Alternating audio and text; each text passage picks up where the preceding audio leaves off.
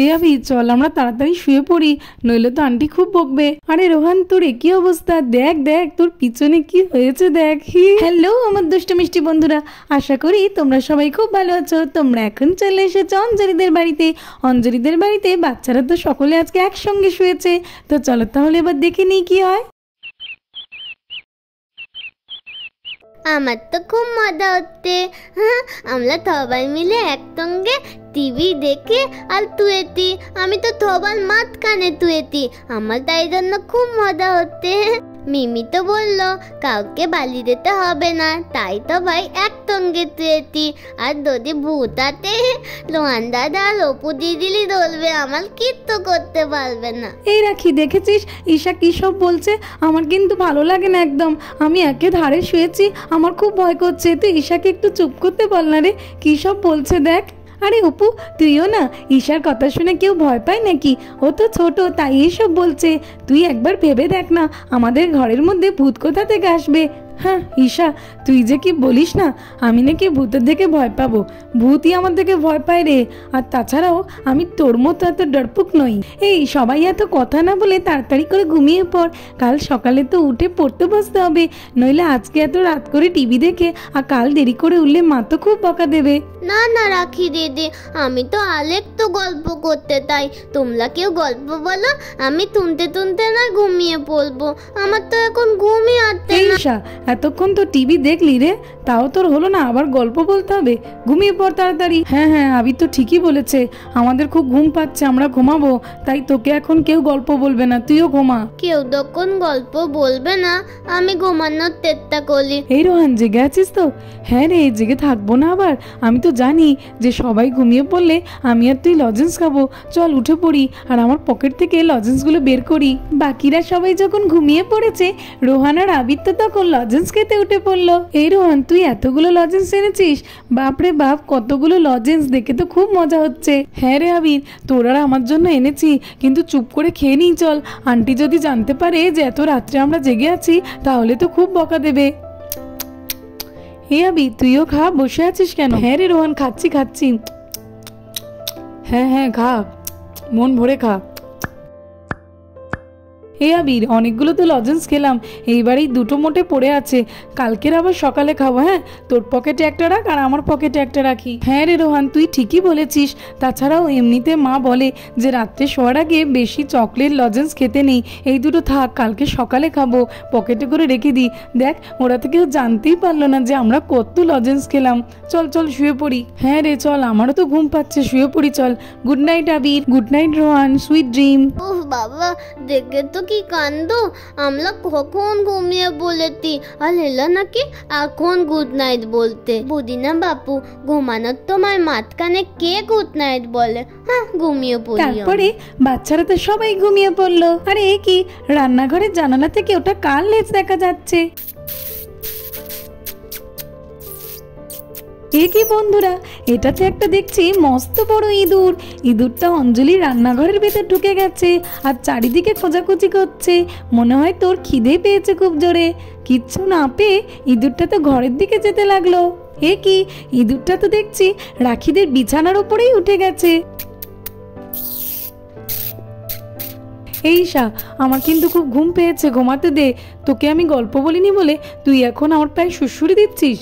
নিদা আমার পায়ে তুলে দেয়া, আবার বলতে নাকি আমি দিয়েছি। হ্যাঁ হ্যাঁ হ্যাঁ, তোমার পায়ে ধোয়াই উচিত হয়নি, ভালো লাগে না, আর দেবে না কিন্তু। আরে আমার তো মনে হচ্ছে তোরা দুজনে মিলেই আমাকে দিচ্ছিস, আমার খুব সুড়সুড়ি লাগছে।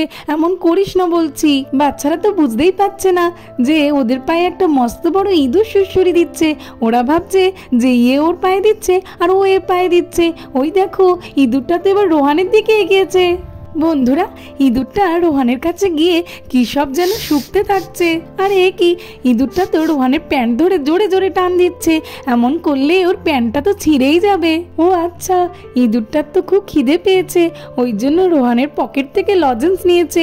আর এ কি অবস্থা, ইঁদুরটা তো রোহানের প্যান্টটা পুরোপুরি কেটে দিয়েছে। রোহান কিছুই বুঝতে পারেনি।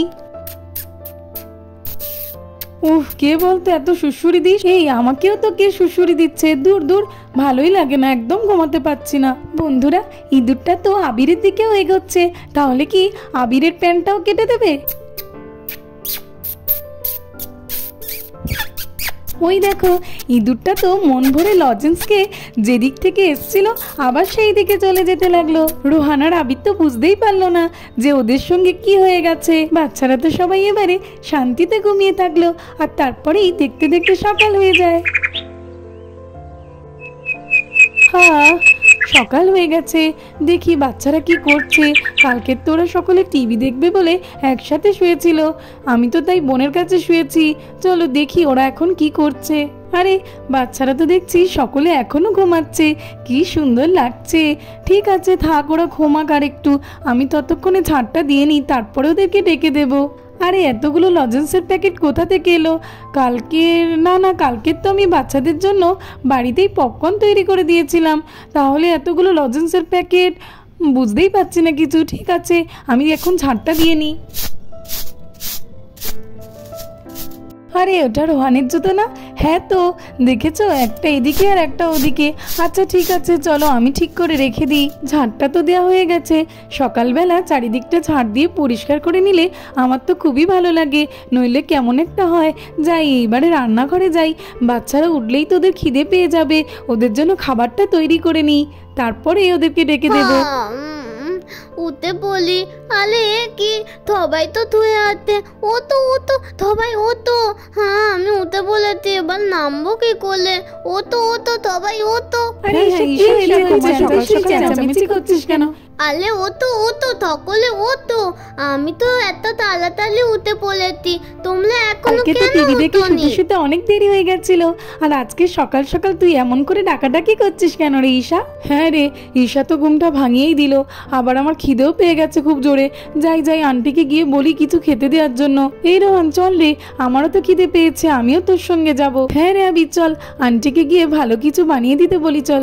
এই আবির, কোথায় যাচ্ছিস রে? আরে মার কাছে যাচ্ছি, খিদে পেয়েছে না ওই জন্য। ঠিক আছে যা, আমি রাখিদের কাছে যাই। এ বাবা, এ কি অবস্থা, কি হয়েছে এটা? আমি তো হাসি চেপে রাখতেই পারছি না। হে, এটা আবার কি? এ বাবা, হে, যাই রাখিদেরকে গিয়ে জিজ্ঞেস করি। ওরে বাবা রে, আমি তো হাসি থামাতেই পারছি না। এমন করে হাসছিস কেন? হেসে গড়াগড়ি খাচ্ছিস কেন? তোদের আর কি বলি রে, আবির আর রোহানের না প্যান্ট ফাটা, আমি আস্তে আস্তে দেখলাম। তোদের আর কি বলবো। কি বলিস টপু, কি করে? আমরা তো কিছুই বুঝতে পারছি না, বল। দাঁড়া না তোরা, ওরা তো মনে হয় এক্ষুনি আসবে, তখনই দেখতে পাবি। চল রে আবির, আন্টি তো আমাদের জন্য ডিম টোস্ট বানাচ্ছে, চল ভালো করেই খাবো। এই তোরা সবাই এখানে বসে আছিস কেন রে? চল না একটু গিয়ে খেলি, মা তো ডিম টোস্ট বানাচ্ছে, বানানো হয়ে গেলে তারপরে সবাই মিলে খাবো। এই তোরা ততক্ষণ গিয়ে খেল, আমরা একটু পরেই যাচ্ছি। এই রোহন চল তো, আমরা দুজনে ততক্ষণ গিয়ে খেলি। এই তোরা দেখলি ওদের পেছনে কি অবস্থা? হ্যাঁ রে রিঙ্কি, তুই তো ঠিকই বলেছিস। আমার তো হাসতে হাসতে পেট ব্যথা করছে। হ্যাঁ রে, এরকম কি করে হলো? বাপরে বাপ। কিন্তু ওদের পেছনে এইভাবে ছিল কি করে? হ্যাঁ, কি পানি দেখতে লাগবে। রোহান দাদা না মতো, কিন্তু আবির দাদা দেখ, ওরা না আমাদের দিকে তাকিয়ে হাসছে। এই কি বলছিস রে, ওরা আমাদের দিকে কেন হাসবে? হ্যাঁ রে, দেখ না, ওরা আমাদের পেছনের দিকে তাকিয়ে কেমন করে একটা হাসছে। দেখি তো তোর পেছনে কি হয়েছে। আরে এ কি? ওরে বাবা রে, ওই জন্য ওরা এত হাসছিল। কি অবস্থা! কেন রে আবির, কি হয়েছে?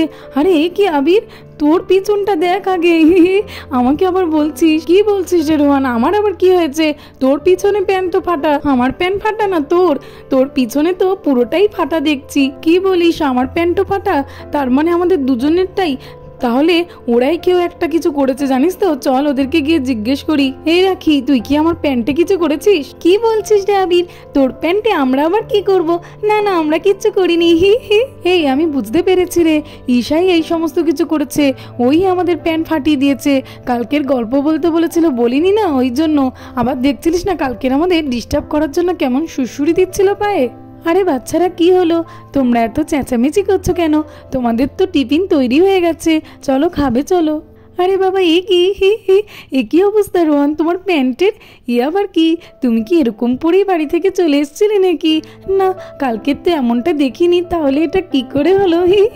না না আন্টি, আমি এমন প্যান্ট পরে বাড়ি থেকে কেন আসতে যাব?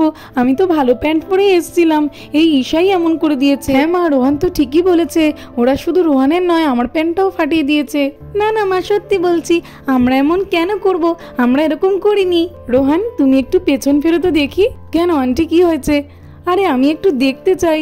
হ্যাঁ, যা দেখে মনে হচ্ছে এটা তো ওরা কিছু করেনি, কেমন ইঁদুরে কাটার মতোই তো দেখাচ্ছে। রোহান, তোমরা কি কাল কিছু মিষ্টি টিষ্টি খেয়েছিলে? মানে পকেটে কি রেখেছিলে? হ্যাঁ হ্যাঁ মা, তুমি ঠিক বলেছ, আমাদের পকেটে তো লজেন্স ছিল।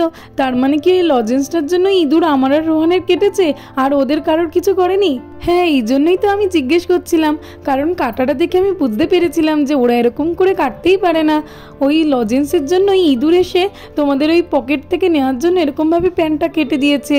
তাছাড়াও সকালে ঝাড় দেওয়ার সময় আমি তো দেখছিলাম কেমন করে একটা কাটা প্যাকেট পড়েছিল লজেন্সে। তো বন্ধুরা, আজকের মতো এই পর্যন্ত। ভিডিওটি ভালো লাগলে আর এরকম আরও ভিডিও দেখতে হলে আমার চ্যানেলটাকে সাবস্ক্রাইব করে দেবে। Thanks for watching. দেখা হবে পরের একটি এপিসোডে। টাটা।